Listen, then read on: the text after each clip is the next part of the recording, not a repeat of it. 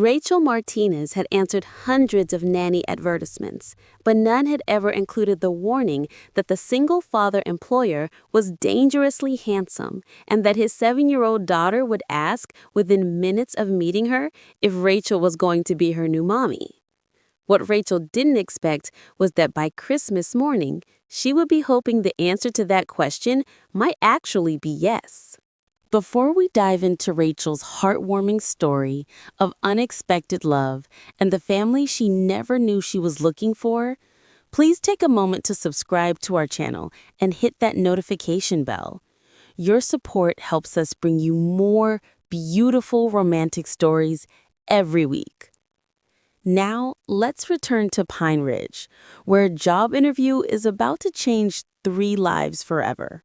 Rachel Martinez stood outside the imposing Victorian house on Elm Street in Pine Ridge, Colorado, clutching her resume and trying to calm her nerves. At 26, she'd been working as a professional nanny for 4 years, but this interview felt different. The advertisement had been refreshingly honest about the challenges of the position, mentioning a widowed father struggling to balance a demanding medical practice with single parenthood to a precocious 7-year-old daughter. The house was beautiful, but clearly lived in, with a wraparound porch scattered with children's toys and a garden that showed signs of both careful planning and recent neglect. Rachel could see through the front window that the interior was tastefully decorated, but showed the comfortable chaos that came with an active child and a busy parent. Before she could ring the doorbell, the front door burst open to reveal a small girl with wild, dark curls and enormous brown eyes. The child wore a princess dress over jeans and cowboy boots, an ensemble that somehow looked both adorable and completely practical for a 7-year-old's adventures. The little girl looked Rachel up and down with the intense scrutiny that only children could manage, then announced that she was Sophie Catherine Brennan, that she was 7 3/4 years old, and that she hoped Rachel wasn't boring like the last 3 nannies had been. Before Rachel could respond, Sophie asked the question that would echo in Rachel's mind for months to come. The child wanted to know if Rachel was pretty enough to be her new mommy, because Sophie had been praying for someone who would love both her and her daddy and who wouldn't leave like all the other nannies had done. Rachel's heart melted immediately at Sophie's earnest hope and obvious loneliness. She knelt down to Sophie's level and explained that she was there to interview for the nanny position and that the most important thing was whether Sophie felt comfortable and happy with her as a caregiver. Dr. Michael Brennan appeared in the doorway at that moment, and Rachel felt her breath catch in her throat. The man was undeniably attractive, with dark hair that looked like he'd been running his hands through it, intelligent green eyes behind wire-rimmed glasses, and the kind of tall, lean build that suggested he found time for exercise despite his busy schedule. Michael apologized for Sophie's enthusiastic greeting and invited Rachel inside for their scheduled interview. As they walked through the house, Rachel noted the family photos that showed a happy couple with their baby daughter, and she felt a pang of sympathy as she realized these were the only pictures of Sophie's mother she would ever see. The interview took place in Michael's home office, a warm room lined with medical texts and family photos. Sophie insisted on staying for the entire conversation, occasionally interjecting her own questions about whether Rachel could braid hair, if she knew how to make pancakes shaped like animals, and whether she would be willing to play dress-up and attend imaginary tea parties. Michael explained that he was an emergency room physician at Pine Ridge General Hospital, and that his erratic schedule made consistent childcare essential. Sophie's mother, Elena, had died in a car accident 2 years ago, leaving Michael to navigate single parenthood while maintaining his medical practice. Rachel learned that Sophie was a bright, creative child who had struggled with the loss of her mother and the constant turnover of caregivers. Michael admitted that he had probably been too particular in his hiring process, but that Sophie's emotional well-being was his top priority, and he was determined to find someone who would provide stability and genuine care. As Michael described the position's requirements, Rachel found herself increasingly drawn to both the professional challenge and the family's obvious need for consistency and love. Sophie was clearly intelligent and spirited, and Rachel could see that beneath her precocious confidence lay a little girl who desperately wanted security and affection. The practical details of the job were straightforward. Rachel would be responsible for before and after school care, light housekeeping, meal preparation, and occasional overnight stays when Michael had to work extended shifts. The salary was generous, and Michael offered a private apartment above the garage, which would give Rachel independence while keeping her close enough to provide flexible childcare.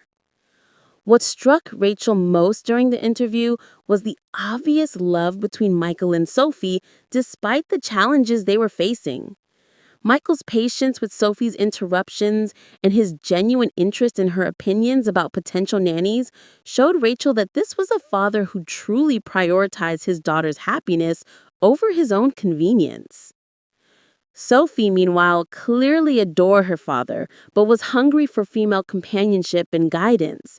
She peppered Rachel with questions about her own childhood, her family, and her interests, as if trying to determine whether this potential new caregiver could fill some of the emotional gaps left by her mother's death. Rachel found herself being completely honest with both Michael and Sophie about her background and motivations. She had grown up in a large, close-knit Mexican-American family in Denver, was fluent in both English and Spanish, and had chosen nanny work because she loved children and wanted to make a meaningful difference in young lives. She explained that her previous positions had been with families who needed temporary help during transitions, and that she was now looking for a long-term placement where she could really invest in a child's growth and development. Rachel admitted that she had never worked with a family dealing with the loss of a parent, but that she was committed to learning and providing whatever support Sophie and Michael needed. By the end of the interview, Sophie had clearly decided that Rachel was acceptable nanny material. The little girl had climbed onto Rachel's lap during the conversation and was showing her a photo album of her mother, explaining Elena's favorite activities and the traditions they had shared together. Michael was more reserved, but obviously impressed by Rachel's qualifications and her natural rapport with Sophie. He explained that he had 2 more interviews scheduled for the following week, but that he would make his decision quickly and contact all candidates by Friday. Rachel left the Brennan house feeling more hopeful about a job opportunity than she had in months. Sophie's enthusiasm was infectious, and Michael's dedication to his daughter reminded Rachel why she had chosen childcare as her profession. She also couldn't deny her attraction to Michael, though she was experienced enough to know that workplace romances, especially in childcare situations, required careful navigation. The call came on Wednesday evening. Michael offered Rachel the position, explaining that Sophie had talked about her constantly since the interview and had already started planning activities they could do together. He mentioned that Sophie's endorsement carried significant weight in his decision, but that Rachel's professional qualifications and genuine warmth had impressed him as well. Rachel accepted the position immediately and arranged to start the following Monday. She spent the weekend moving her belongings into the garage apartment, which had been converted into a charming studio space with its own kitchenette and bathroom. Rachel's first official day as Sophie's nanny exceeded her expectations in every way. Sophie was ready for school early, chattering excitedly about introducing Rachel to her teacher and classmates as her new nanny who was pretty and nice and knows how to make braids that don't hurt. The morning routine went smoothly, with Rachel learning Sophie's preferences for breakfast, her school organization system, and her elaborate process for choosing daily outfits that reflected her current mood and plans. Sophie was clearly a child who thrived on routine, but also needed room for creativity and self-expression.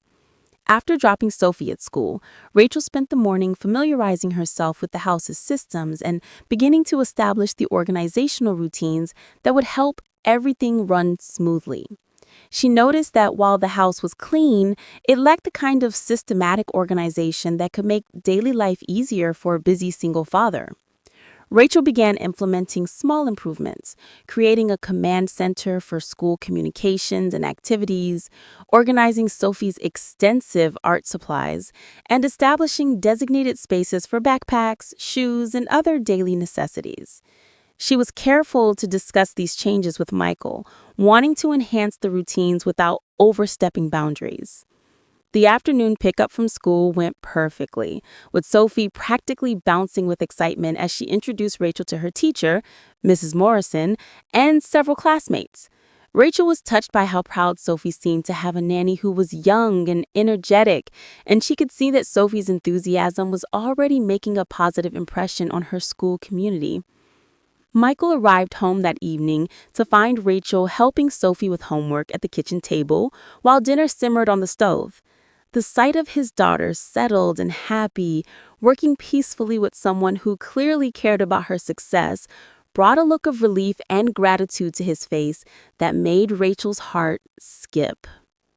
Over dinner, Sophie regaled her father with detailed accounts of her day with Rachel, including their after-school trip to the park, the new organization system for her art supplies, and Rachel's promise to teach her some Spanish phrases. Michael listened with obvious pleasure, and Rachel could see how much Sophie's happiness meant to him. As the weeks passed, Rachel settled into a rhythm with the Brennan family that felt surprisingly natural. Her days were busy but fulfilling, filled with school runs, homework supervision, creative activities, and the kind of meaningful conversations that helped her understand Sophie's world and needs. Rachel discovered that Sophie was dealing with her grief in complex ways, sometimes talking freely about her mother, and other times avoiding the subject entirely.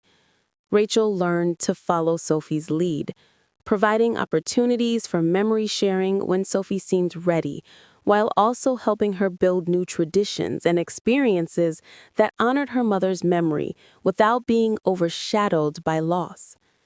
Michael's work schedule was indeed demanding and unpredictable, but Rachel found that she enjoyed the flexibility and variety that came with supporting a medical professional's career. Some days were routine and predictable, while others required her to adapt quickly to emergencies or schedule changes. What Rachel hadn't expected was how much she would enjoy her interactions with Michael during the transitions between their responsibilities. He was invariably grateful for her efforts, interested in Sophie's daily experiences, and respectful of the professional boundaries Rachel maintained. But Rachel was also increasingly aware of her growing attraction to Michael. He was not only handsome, but also intelligent, dedicated, and clearly a wonderful father. She found herself looking forward to their brief conversations at the beginning and end of each day, and she was touched by the small ways he showed appreciation for her work. Michael, meanwhile, was noticing changes in both Sophie and the household that went far beyond professional childcare. Sophie was happier and more secure than she had been since Alana's death, but she was also developing new interests and confidence that clearly reflected Rachel's positive influence. The house itself seemed more welcoming and organized, with the kind of thoughtful touches that made daily life easier and more pleasant. Rachel had a gift for creating systems that supported their routines without feeling rigid or imposed. And Michael found himself looking forward to coming home in ways he hadn't experienced in years. The first major test of their working relationship came in November, when Michael had to work a double shift during a flu outbreak at the hospital. Rachel had agreed to stay overnight with Sophie, and she found herself managing bedtime routines, a middle-of-the-night nightmare, and morning preparations entirely on her own. Sophie had been dealing with occasional nightmares since her mother's death, and Rachel's gentle, patient response during a particularly difficult episode showed both Sophie and Michael that this was someone who could provide genuine emotional support during challenging moments. When Michael returned home the next morning, exhausted from 36 hours at the hospital, he found Sophie and Rachel making pancakes and laughing over some shared joke. The sight of his daughter, so comfortable and happy with her caregiver, filled him with a gratitude that went beyond professional appreciation. Rachel's handling of the overnight situation demonstrated that she wasn't just a nanny, but a true partner in Sophie's care, someone who could provide the consistency and emotional support that Sophie needed, regardless of circumstances. As Thanksgiving approached, Rachel faced her first major decision about boundaries and family involvement. Sophie had assumed that Rachel would join them for the holiday, while Michael had hesitantly extended an invitation, clearly unsure about the appropriateness of including an employee in family celebrations. Rachel struggled with the decision, wanting to respect professional boundaries while also acknowledging that Sophie genuinely wanted her there and that she had no other local plans for the holiday. She ultimately decided to accept the invitation, agreeing to help with meal preparation as a way of contributing while maintaining some professional distinction. Thanksgiving Day turned out to be one of the most meaningful holidays Rachel had ever experienced. She and Sophie spent the morning cooking together, with Sophie proudly teaching Rachel some of her mother's recipes that Michael had helped her learn. Michael joined them in the kitchen when he could, and the three of them worked together with an ease that felt surprisingly natural. During dinner, Sophie insisted on sharing what she was thankful for, listing Rachel among her blessings in a way that brought tears to both adults' eyes.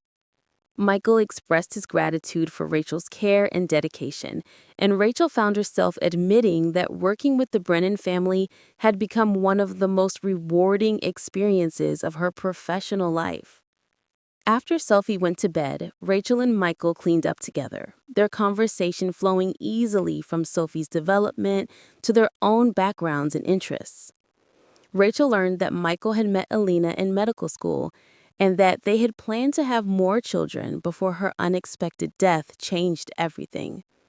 Michael, in turn, learned about Rachel's close family relationships and her decision to pursue childcare as a way of making a meaningful impact while maintaining flexibility for her own future plans.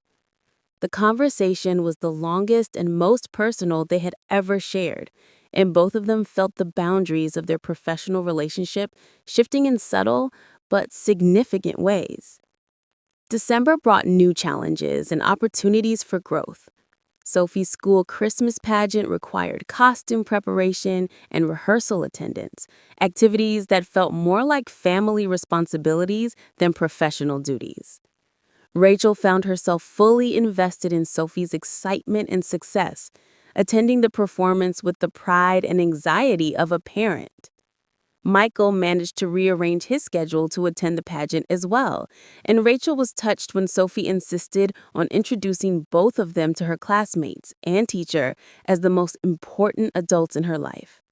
The moment felt like a turning point, acknowledging that their relationship had evolved beyond a simple employee-employer arrangement.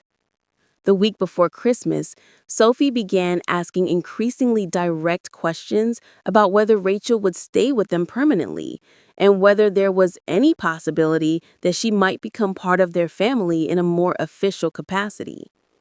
Rachel handled these questions with honesty and care, explaining that she loved working with their family, but that some decisions required adult discussions and couldn't be rushed. Michael overheard one of these conversations and later approached Rachel privately to apologize for any pressure Sophie might be putting on her. Their discussion revealed that both of them had been struggling with the evolution of their relationship, and that Sophie's direct questions were forcing them to confront feelings they had been trying to manage professionally.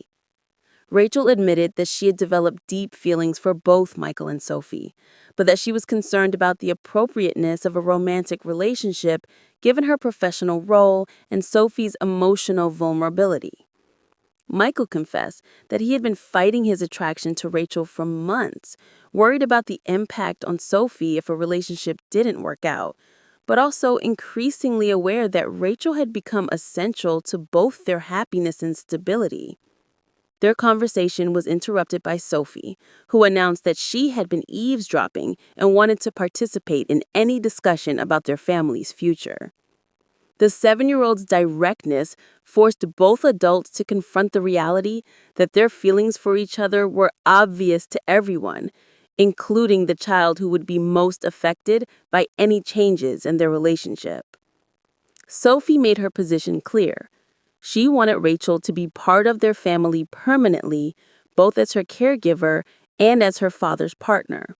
She had been hoping for months that the adults would figure out what seemed obvious to her, and she was frustrated by their apparent inability to recognize their mutual attraction. Michael and Rachel found themselves laughing at Sophie's matter-of-fact assessment of the situation, and they realized that their efforts to maintain professional boundaries had become more complicated than helpful. Sophie clearly saw Rachel as a potential mother figure, and Rachel had indeed been functioning as a co-parent in many ways. The conversation that followed was honest, careful, and focused on Sophie's needs and feelings. Michael and Rachel acknowledged their mutual attraction and their shared commitment to Sophie's well-being, but they also agreed that any romantic relationship between them needed to develop slowly and with Sophie's full understanding and support. Christmas morning provided the perfect opportunity to test their new understanding. Rachel had been invited to spend the entire day with the Brennan family, and she found herself fully included in their traditions and celebrations. Sophie's delight in having both her favorite adults present for every moment of the holiday confirmed that their evolving relationship was what she truly wanted. Under the Christmas tree, Rachel found a gift from Michael that went beyond anything appropriate for an employee. The elegant necklace was clearly chosen with careful thought and personal knowledge of her taste, and the accompanying card expressed gratitude and affection that ventured into clearly romantic territory. Rachel's gift to Michael was equally personal. A leather-bound journal where he could record memories and thoughts about Sophie's growth and their family's experiences. The gift acknowledged their shared commitment to Sophie's future while also demonstrating Rachel's investment in their long-term happiness as a family unit. Sophie's gift to Rachel was a handmade book titled Why Rachel Should Be My New Mommy, complete with illustrations and a list of qualifications that made both adults laugh and cry simultaneously. The 7-year-old had clearly been planning this campaign for months, and her presentation was both adorable and surprisingly persuasive. The three of them spent Christmas Day building new traditions while honoring Elena's memory, and Rachel felt herself becoming part of the Brennan family in ways that went far beyond her professional role. By evening, when Sophie fell asleep between them on the couch during a Christmas movie, Rachel and Michael both knew that their relationship had crossed the line from professional to personal in the most wonderful way. The new year brought honest conversations about their future and careful planning for how their romantic relationship could develop while maintaining stability for Sophie. They agreed to take things slowly, with clear communication and Sophie's input at every stage. Michael and Rachel's first official date was a family affair, with Sophie enthusiastically planning an afternoon that would allow the adults to spend romantic time together while including her in the overall experience. The three of them went ice skating, followed by hot chocolate and dinner at Sophie's favorite restaurant. Sophie served as an unofficial chaperone and cheerleader, clearly delighted by the obvious affection between the two adults she loved most. Her approval and happiness gave Michael and Rachel confidence that they were making the right choices for all of them. Michael's colleagues at the hospital noticed the positive changes in his mood and energy, and several commented on how much happier and more balanced he seemed. Having Rachel's support allowed him to focus on his medical work without constant worry about Sophie's care and happiness. By Sophie's 8th birthday in May, the question of their family's future had become a regular topic of conversation. Sophie made it clear that she expected a wedding and possibly a baby sibling in the near future, while Michael and Rachel were more cautious about timing and logistics. The birthday party itself was a celebration of their extended family, with Rachel's relatives joining Michael's parents and Sophie's friends for a gathering that felt natural and joyful. Watching Rachel interact with his parents and seeing how easily she fit into their family traditions, Michael realized that he was ready to take the next step in their relationship. Rachel's proposal came on a quiet Sunday evening in June, exactly 1 year after she had started working as Sophie's nanny. Michael had planned an elaborate romantic gesture, but Sophie's impatience led to a more spontaneous moment during their weekly family movie night. Sophie announced that she thought it was time for Michael to propose to Rachel, and that she had already picked out her flower girl dress and written her own speech for the wedding ceremony. Her matter-of-fact assumption that the proposal was inevitable prompted Michael to retrieve the ring he had been carrying for weeks, waiting for the perfect moment. Rachel's acceptance was immediate and enthusiastic, though she was moved to tears by the realization that Sophie had been planning their wedding along with Michael. The ring was beautiful, but Sophie's handmade engagement card with detailed wedding plans was equally precious. Their wedding took place in September, exactly 15 months after Rachel had first walked up the steps of the Brennan house for her job interview. The ceremony was held in their backyard, transformed into a romantic garden setting with flowers and decorations that reflected both their love story and Sophie's artistic vision. Sophie served as both flower girl and junior wedding planner, having been involved in every decision from the color scheme to the menu to the music selections. Her joy in finally having her family complete was evident throughout the celebration, and her confidence that this marriage would last forever gave both bride and groom additional strength in their vows. Rachel's family embraced Michael and Sophie wholeheartedly, and Michael's parents were clearly delighted by Rachel's warmth and her obvious devotion to their granddaughter.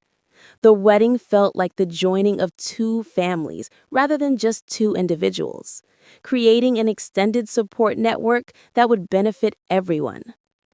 During their honeymoon, a brief trip to San Diego while Sophie stayed with her grandparents, Rachel and Michael marveled at the unexpected way their love story had developed. Neither of them had been looking for romance when Rachel answered the nanny advertisement, but both recognized that their relationship had grown from the strongest possible foundation: shared commitment to Sophie's happiness and well-being. They returned home to find that Sophie had redecorated Rachel's former apartment above the garage as a family art studio, complete with supplies for all three of them and a sign declaring it the Brennan Family Creative Space. The gesture showed how completely Sophie had embraced their new family structure and her role in making it work. As they settled into married life, Rachel and Michael discovered that their partnership extended naturally from co-parenting to all aspects of their shared life. Rachel's organizational skills and Michael's medical training complemented each other perfectly, creating a household that ran smoothly while still allowing room for spontaneity and fun. Sophie thrived in their stable, loving environment, and her teacher commented on the positive changes in her confidence and social skills. Having two parents who were clearly committed to each other and to her gave Sophie the security she needed to fully engage with her world and develop her own interests and friendships.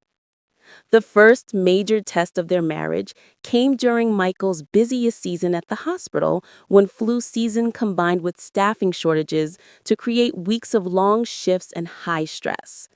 Rachel's ability to maintain household stability while providing emotional support for both Michael and Sophie proved that their partnership could handle the challenges of real life. Rachel also supported Michael's decision to reduce his hospital shifts slightly in favor of developing a small private practice that would give him more control over his schedule and more time with his family. Her encouragement and practical support during the transition showed Michael that he had truly found a life partner who shared his priorities and values. Their first wedding anniversary was celebrated as a family, with Sophie proudly serving as hostess for a party that included both sets of grandparents and Rachel's siblings. The little girl's speech about their love story, delivered with 8-year-old earnestness and dramatic flair, reminded everyone how their relationship had begun and how much happiness it had brought them all. As they looked toward the future, Rachel and Michael talked about expanding their family, possibly adopting children who needed stable homes or having biological children who would give Sophie the siblings she had begun to request. Whatever they decided, they knew that their family had been built on love, commitment, and the kind of partnership that could weather any challenge. Rachel Martinez Brennan had answered a nanny advertisement looking for temporary work, but she had found her forever family and the love of her life. Michael had hired a childcare provider to help him manage single parenthood, but he had found a partner who made him a better father and a happier man. And Sophie had gotten exactly what she had prayed for, a new mommy who loved both her and her daddy and who had no intention of ever leaving them. The little girl who had asked if Rachel was pretty enough to be her new mommy had been wiser than either adult had realized, recognizing from the beginning that some people were meant to be family. Their love story had begun with a job interview and a 7-year-old's direct question, but it had grown into something beautiful and lasting through shared commitment, honest communication, and the kind of love that put family first. Rachel had found her calling not just in caring for children, but in building the family she had always dreamed of having.